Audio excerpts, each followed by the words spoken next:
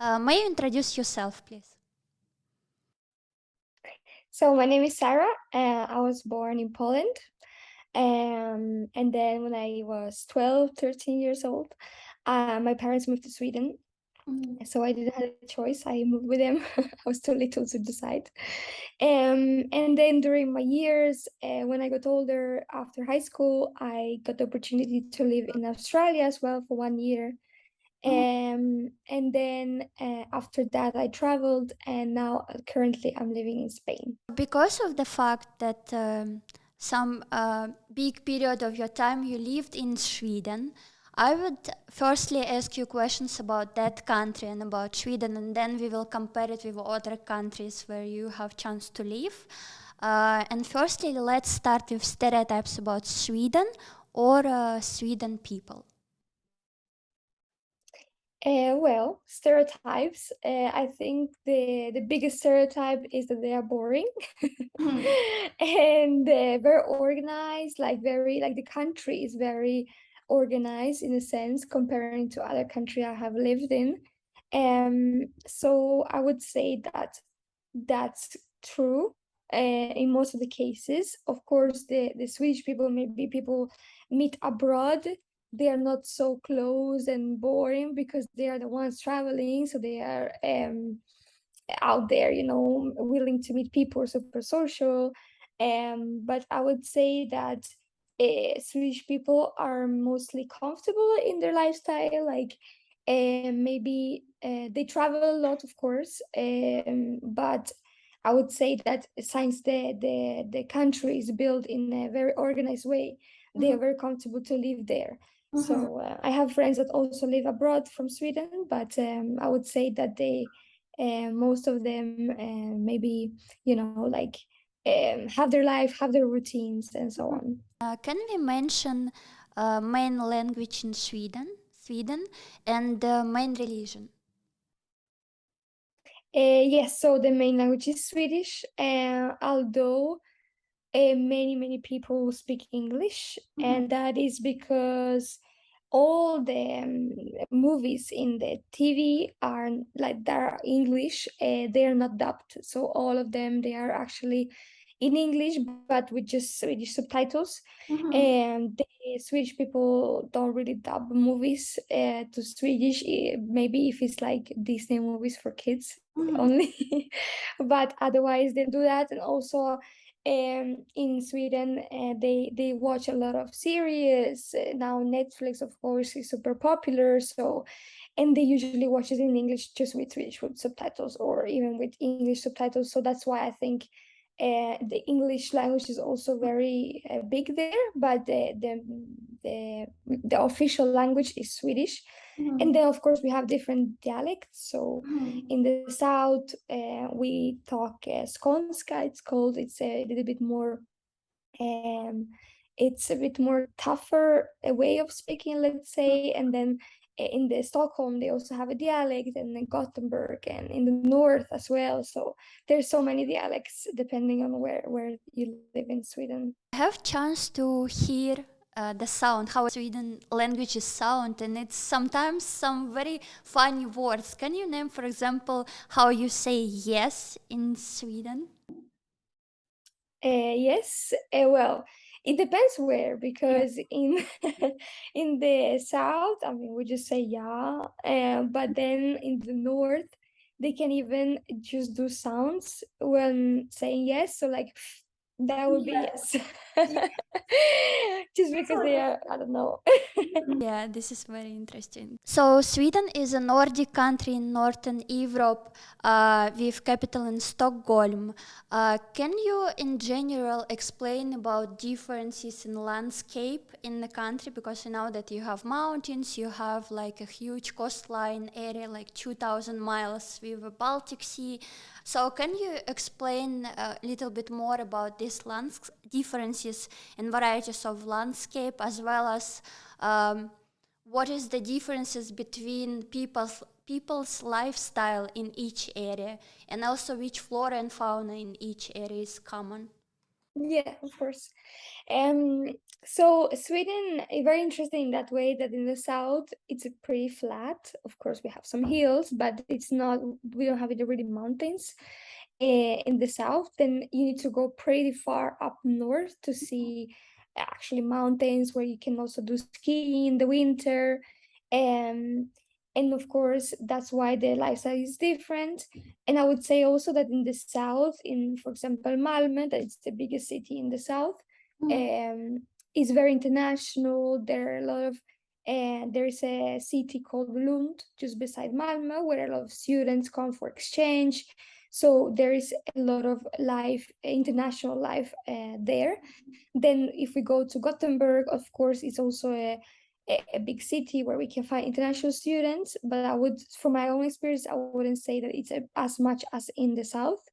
And then we have Stockholm and more even in the north, where it's a business city. So since the capital, I think most of the countries, the capital is like the city where everything goes fast. It's about money, business, and the lifestyle there is totally different. It's a little bit more expensive as well.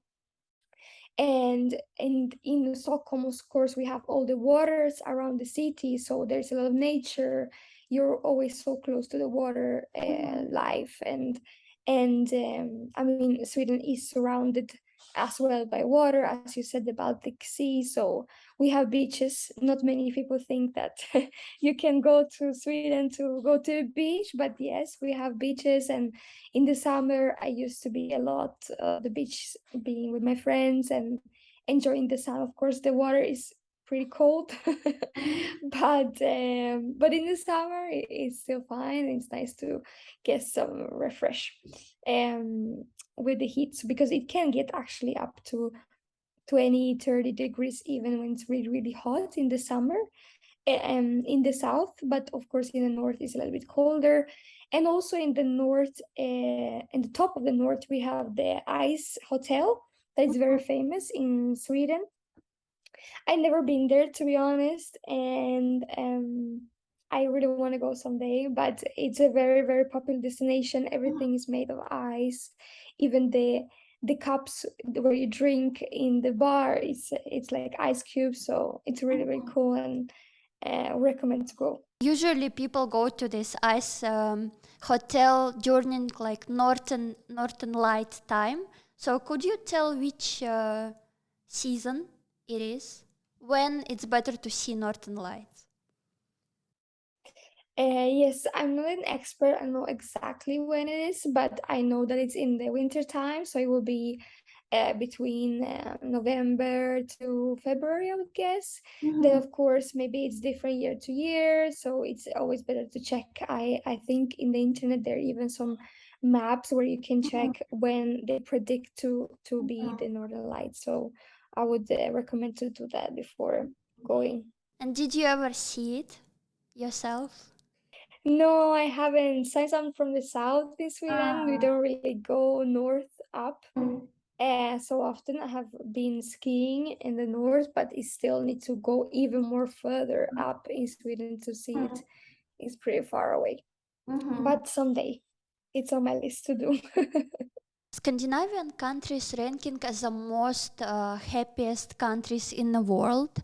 And from your own experience of living in such a country as Sweden, can you explain this phenomenon? And also, can you explain philosophical meaning of word lagom?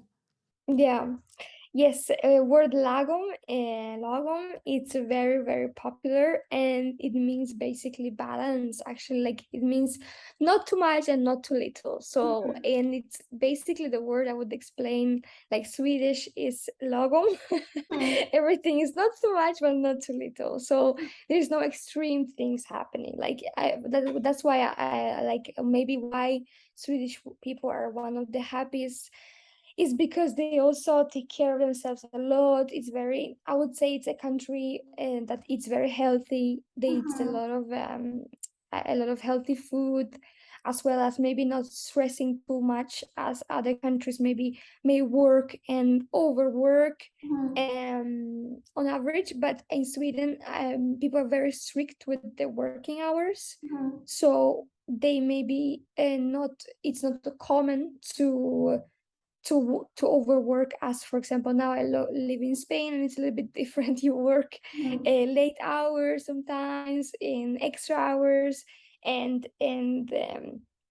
for here it's normal, you know, but in Sweden, like it's not really the common thing to do. So sometimes they do not do that, they don't stress as much, and then maybe it's because of that also. They do a lot of sports, so for example they are a lot outdoors in general, running, walking. I know a lot of friends that are just enjoying nature, especially this summer. Like Swedish also, maybe it's super important to understand that it's very different during summer and during winter. So I would say it's totally different countries. In the summer, everybody's out and doing things, and people are really enjoying and meeting people. But in the winter, everything is more like I follow my routine. I work, go home, sleep. I go home, and you know, like maybe exercise there at the gym in between. But it's not as easy to meet people in the winter because people get more lazy. I think it's because of the cold. So people are more tending to have fredagsmys, which means Friday cozy, like cozy Friday. So every Friday, a lot of people go to these stores that sell candies in Sweden, and they buy candies for the weekend. And on Fridays, it's like a movie night. So it's a very, very famous thing, and it's very funny that they always do it on Fridays, and the tradition is really staying through generations. But yeah, I would say that that's the reason why maybe they're happy. And lagom really means like not too much, not too little. And Swedish people tend to be like that. They don't want to be too much. They don't want to scream or to be like a very big personality. They don't want to be too little either. They're just there, you know, they're just enough.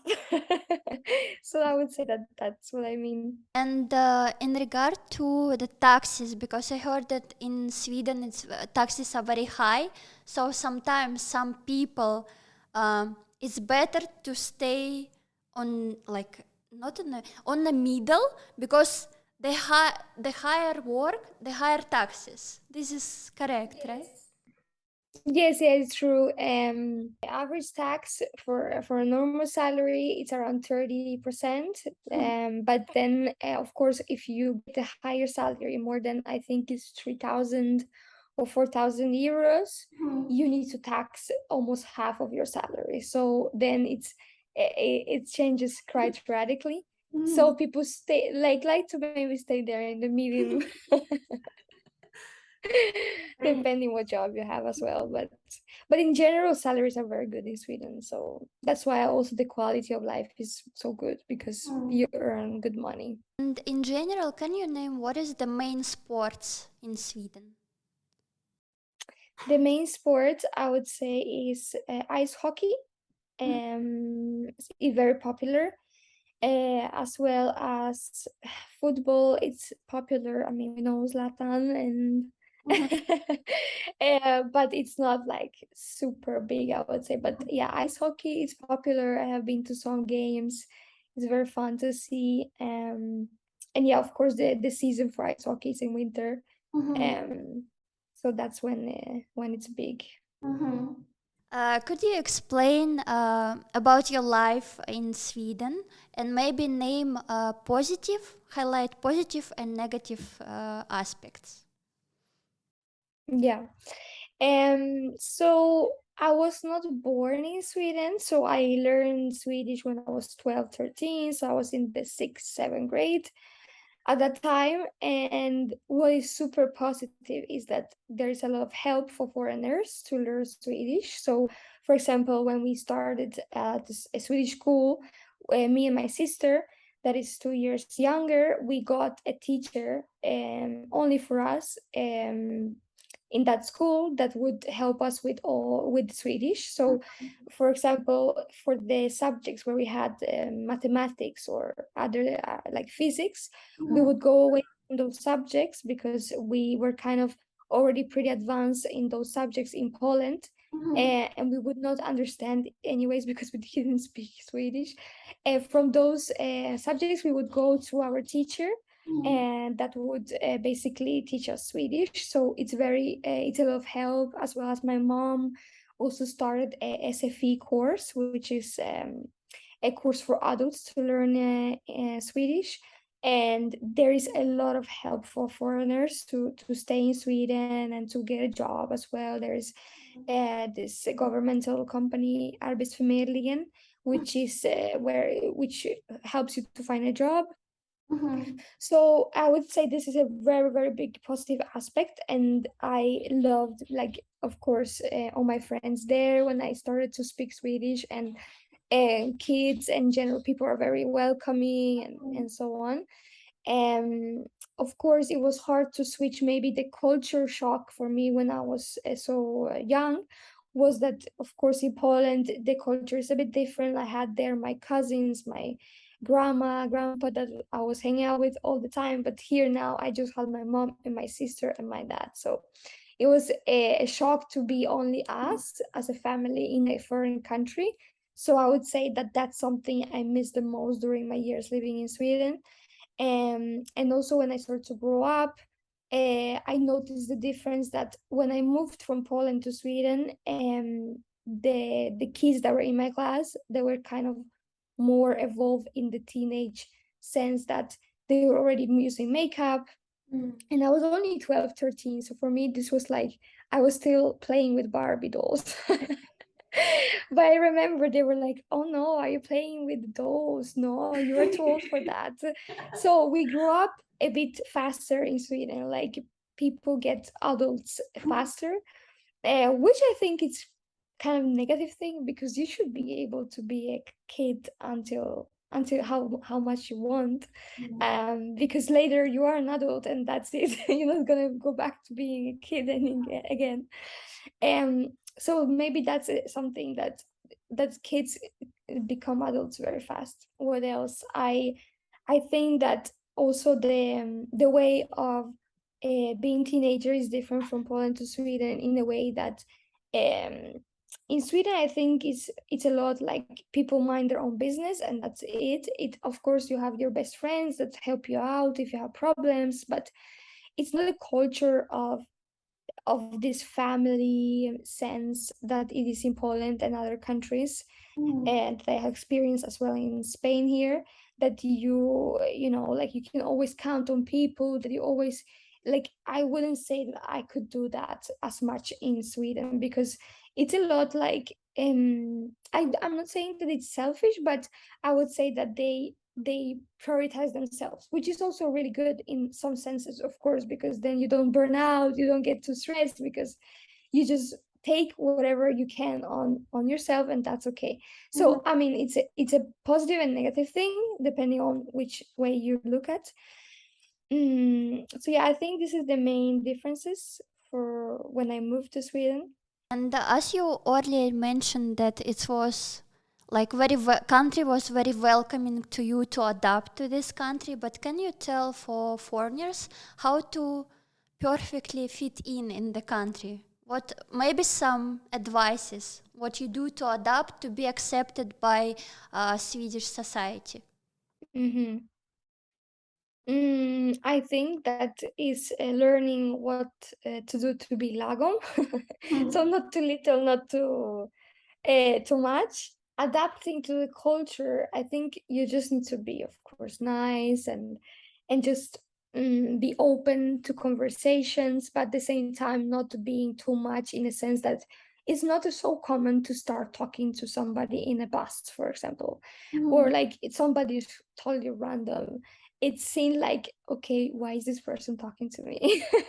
I don't know you. You know, like, it's not like in other countries like Spain, for example, that I can compare to, that anybody on the street can actually approach you and talk to you very easily, or comment your outfit, or no, in Sweden it's more like you own your own business, so nobody will say anything. You also, it's very open-minded country, I would say, as well, so you can have a different style and nobody will say anything, because it's like, okay, you want to wear this, that's fine. So be yourself, but don't be too much. I would say is tips for me. You know, there is some books called Lagom. Basically, the Swedish philosophy. There is a books about this, so maybe because before traveling, read this book. Yes, that could be good. Yeah.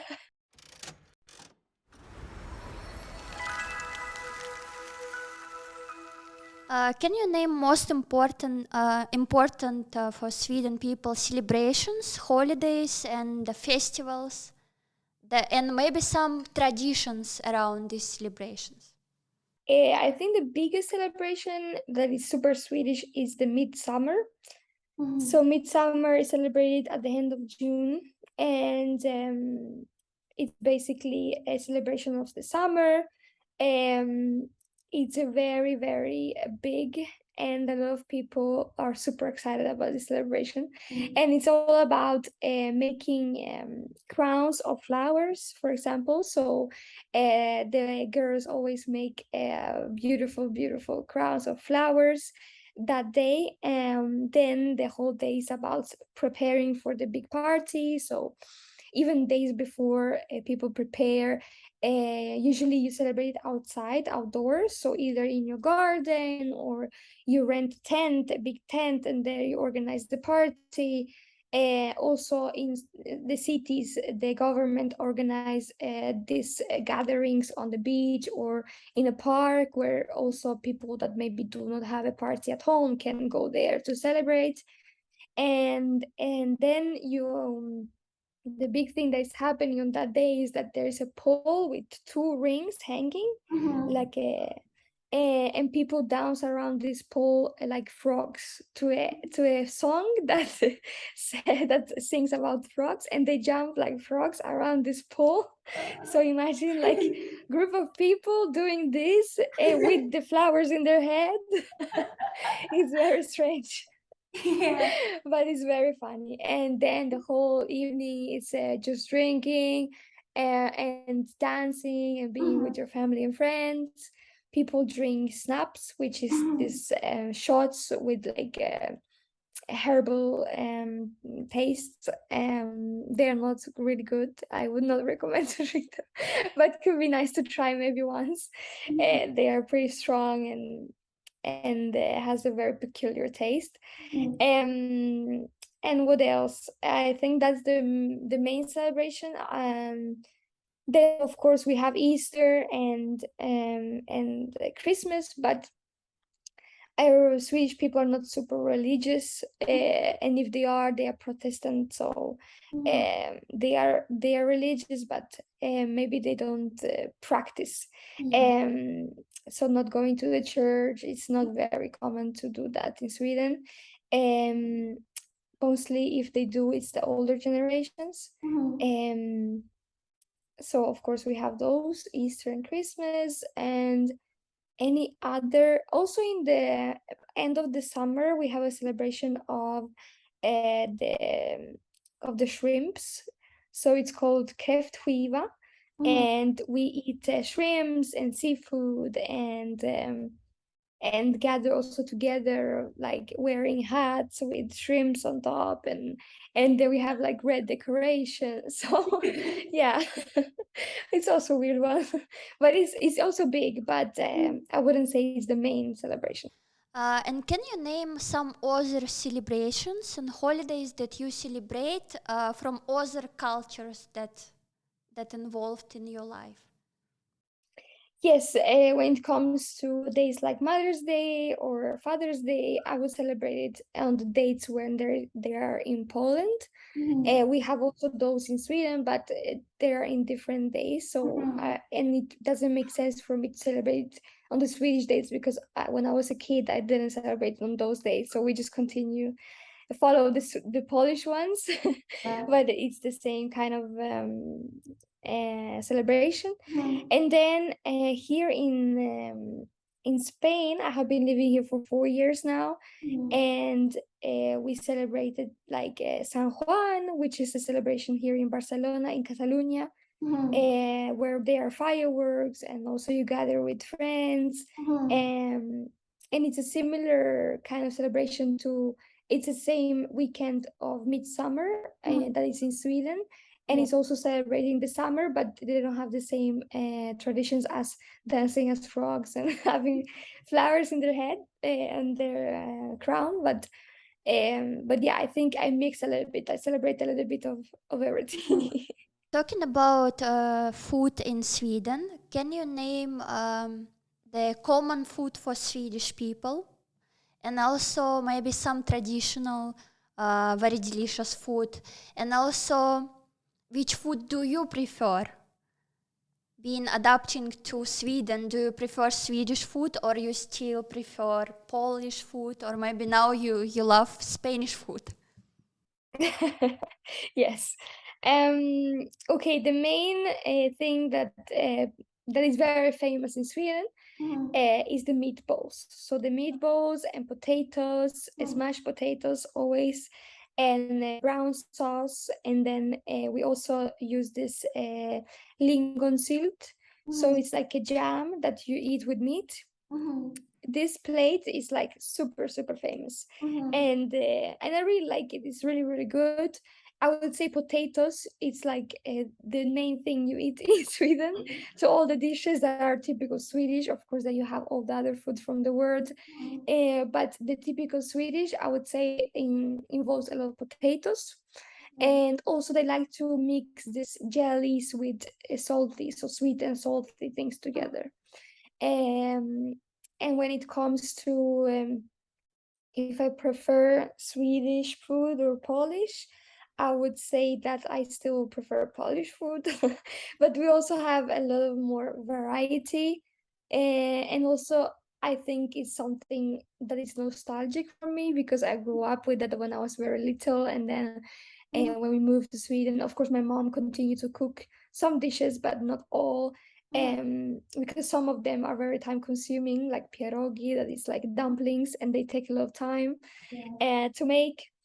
But yeah, I would recommend to really try Swedish food. It's really good.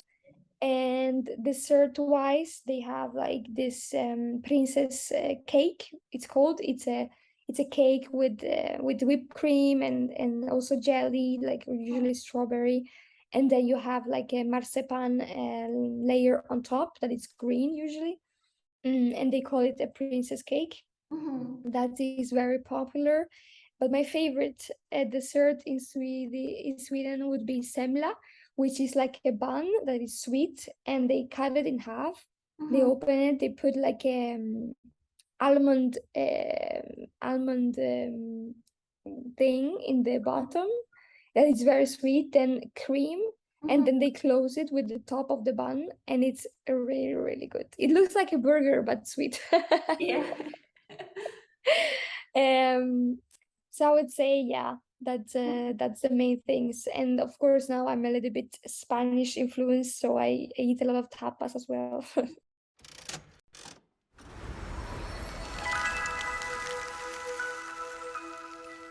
Talking about Swedish people in general, can you name a common portrait of Swedish person?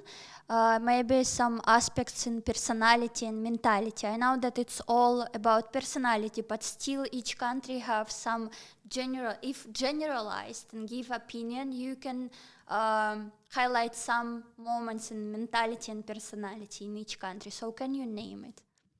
Yes, so it's all from my own experience. But I would say that I, as I already mentioned, think that Swedish people are very open-minded. So it's very free to be whoever you are, like you can have your own style, you can be whatever you want, and it's pretty accepted. Comparing to Poland, for example, that is pretty conservative. So even with the LGBT plus communities, it's very like normalized there. It's nothing, not a big deal even like to talk about it. As well as Swedish people are not afraid to be naked in front of other people. So we have these saunas that you can go to in the winter, where you have sauna, then you go to the sea and swim, and then you go back. And it's usually like you don't wear clothes there. You not even Everyone bikini, just naked, right? everyone naked. It's an all Yes. genders. All Yeah. genders mixed, yes, exactly. So it was a funny story. I had some Colombian friends visiting me in Sweden, and we went skiing, and Mhm. then we went to the sauna part, and they were so surprised that everybody were naked, and they didn't want to take off their clothes because for them it was so different and so shocking, because they were like, no, but it's also mixed boys and girls. And I said, yeah, but we don't care. I mean, it's a body, you know. Mhm. And so I would say this is also very different, because in Poland it's not as common to do that. Of course, girls for themselves, and boys, yes, it's common to change after swimming or something. Of course, be naked in front of other strange people, but in in Sweden it's really common. But so very open-minded, as Mhm. well as I said before, very strict with the routines. So Mhm. they, if they finish at 4, they finish at 4. They don't do. It's not very common to do over hours or Mhm. extra hours. If they have such a contract, or they are contracted in that way that they do hours depending on the amount of work that it is, yes. But if you have a full-time job, Mhm. um, and also you finish quite early, because for example, compared to Spain, we work here 9 to 6, Mhm. but in Sweden you usually wake up earlier. So Mhm. people like to wake up at 11, like 7 already, start working at that time and finish at 4, Mhm. and which is better, I think, because you get That's kind more of more time. of the day. Mhm. Yes. But talking more about the mentality, I would say also they are very strict with, for example, I'm not saying they are not generous, but if somebody invites you, or I invite somebody for a drink or a dinner, they're very clear with how much you need to give back that person. So they would really ask you like, okay, how much was it that you paid for me? They don't want to own you things. And if you are really close friends, you can do that. Mhm. But then like if I invite for one beer, then the other person invite me or something like that. Mhm. But it's not a culture of like inviting everybody and then nobody pays. No, no, people are very strict with asking you like, okay, how much was it? Was it 52? Okay, I sent you exactly 52. So they are very good with that, which is, I guess, good, because you always do not overspend for other people that don't give you back what you paid. So Mhm. that's a really good thing. And then I would say also that they take their time to relax and to go to spas, to go on these holidays. As I said, they go a lot of abroad because they have the economy to do that. Mhm. um I would say that actually traveling and going abroad to see things is not as important for them to have, like maybe new things at home. Like for example, I don't know, in Poland, you prefer to put money in a decoration in the house or in the car or a new car or things like this, like to kind of show off that you have money. But Mhm. in Sweden, it's not as much that, because you don't need to show off. Everybody has a pretty good salary, or Mhm. most of the people.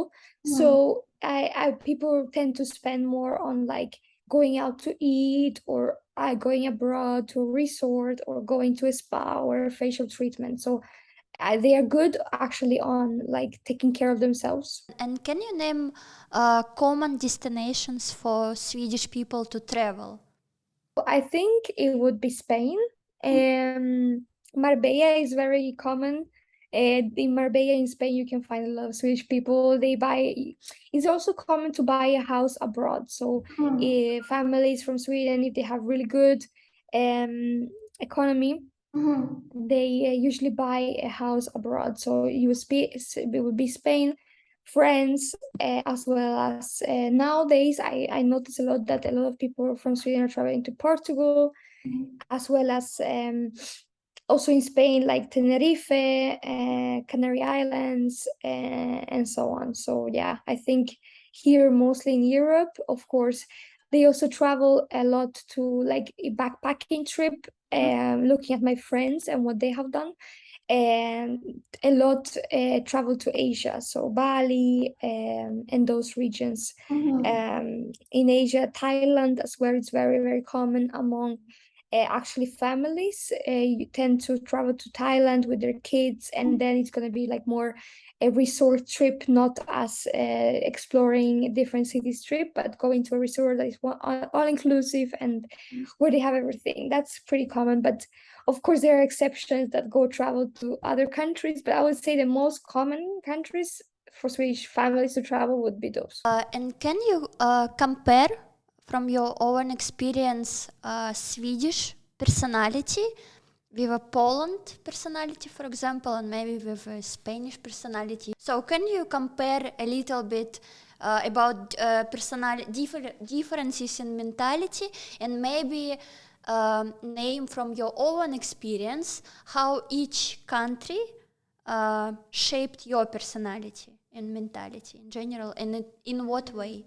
Well, comparing it to Polish and Spanish, the first thing that is very big difference, I think, is the family. So in Sweden, it's not so obvious that you talk to your siblings a lot. For example, I have friends that they don't talk much to their brothers or sisters. And in Poland, if you don't do that, it means that you are either in a very, very big fight, or it's just strange, because you take care of your family a lot and you are very close. But there it's not a thing to that you need to be friends with your siblings. Like, you grow up together, fine. Also, people move out from home very early, so they get independent. Independent is something, I would say, it's a big part of the mentality in Sweden. Like, you can, like, science, you can get a job that pays you very well pretty early. You can get a flat and you can start living on your own after high school, basically. And a lot of people do that. They start to study in university and they move out from home very early. In Poland, it's not as common because also maybe you need to pay for the university, and if the parents don't have money for that. In Sweden, all education is free, so you don't need to pay for anything. And as well, the government helps you with the living costs. So if you study in your university in Sweden, you can take a loan that gives you this opportunity to pay your flat, pay your food, and then you can give back this money when you already finish your university studies.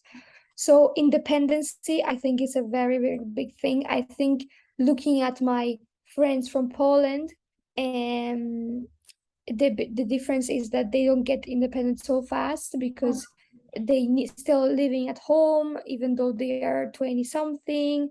And it just comes, everything comes later. And if you move out from home, it's basically when you already find a partner you want to live with, and then you share. It's not so common maybe that you live alone. And in Sweden, it is, a lot of people have their own flats on their own, and they can pay that. So independency, as well as the family view. So basically, how they interact with their families and they're not as close in Sweden. So they talk to their families, of course, but it's not like, I don't know, my mom calls me every day and asks me how I am, but they don't really do that. It's almost strange for them. Um, and I think it's the same in Spain as in Poland. So as well, people move out from home later than in Sweden. Yeah, I think that's the main things, like independency and that they're open minded, as I said before. As you just said, that it's not that common to be very close with all of your relatives, but still family institution important, or not very much in Sweden, if they're more career oriented or they family oriented. And also what age people usually get married nowadays? I definitely more career oriented than family oriented. So I would say that people usually prioritize themselves in the sense that they want to do the career. Of course, I also have friends that already have kids and they're in my age, 20 something. So it's also I would say that it's more common to start to build a family and have kids around 30. And it's much earlier in Poland if we compare to that. So in Poland, my cousins or other friends, they can already have children and they are before 30, but it's also more common because it's kind of like the next step in the relationship as well. So as soon as they are feel comfortable with the partner, they don't maybe see the necessity of traveling and seeing the world as much as in Sweden, because also the economic I mean the salaries are not as high in Poland, so they don't prioritize that, but instead focusing on building a house or buying an apartment and then having kids. So I would say that yeah, in Sweden after 30 for sure.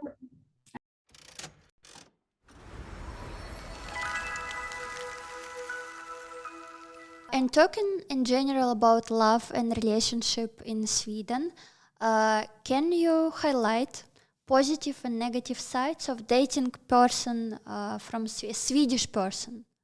What can be positive sides and negative sides?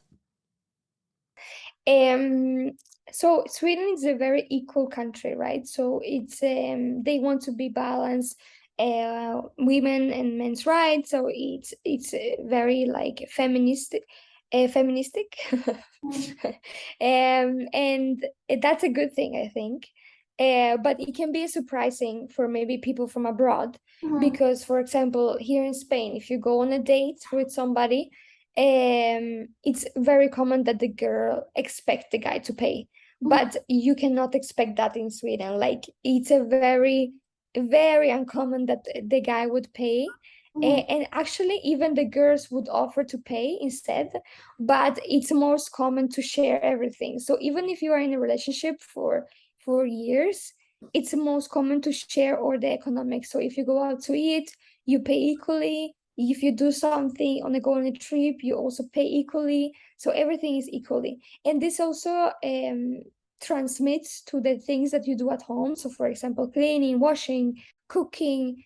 There is not like a common thing to say that girls should be the one cooking or washing. I mean, it is a very big thing happening in Poland now with the new generation, that they really like trying to get off this old school mindset. But I know that it's still very common in Poland that the women do that. So the women prefer to, okay, I take care of the kids, I will clean, I will cook, because it has always been like this. So it's kind of spinning on the old traditions. But in Sweden, it's far gone. Like it doesn't really happen. So as much as the women, as the men in the house or in a relationship, do all the things. So maybe you decide like, I am gonna be the one that's always washing because I like it, and you will be doing the dishes or cooking. So it's very balanced in that way, and the guys are really like educated in that sense, and also they think it's normal, so you don't need to worry that it will be something different. But it can be shocking for some cultures that are still in the mindset of that the girl's supposed to do everything, but in going to the date the guy should pay and so on. So good to know, maybe for the first date. And the last question is, can you name top places to visit in Sweden? Yes, so I would recommend, if you can, to actually preferably go there in the winter, but then go to the north. So of course, as we mentioned before, the Ice Hotel, to see the northern lights between November to February, because it's a very beautiful country, and I think that people can really enjoy it there. But if you go in the summer period, I would of course go in the south. Then I would recommend to go to either Stockholm or Gothenburg, as well as Malmö, like more in the south. There's also a good thing with Malmö because you can easily go to Copenhagen in Denmark. It's over the bridge, just like 20 minutes, 30 minutes. So you can see both countries. But and if you go in the summertime, as I mentioned about the midsummer celebration, don't miss that because it's really, really cool to see people jumping as frogs around that pole. and it's a very, very happy celebration.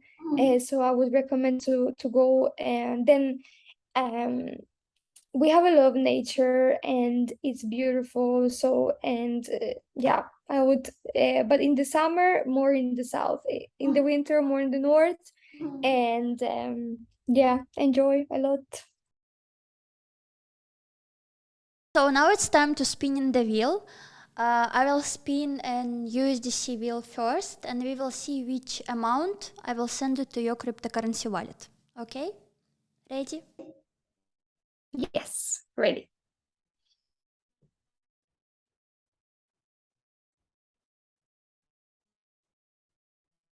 $150. Yay! So now also we will spin an NFT wheel. Ready? Yes.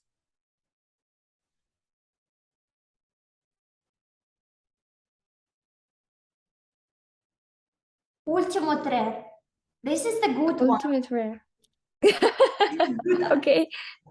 So you will go to OpenSea, find unique or typical collection, and choose any art from Ultimate Rare section, and I will send it to your OpenSea account.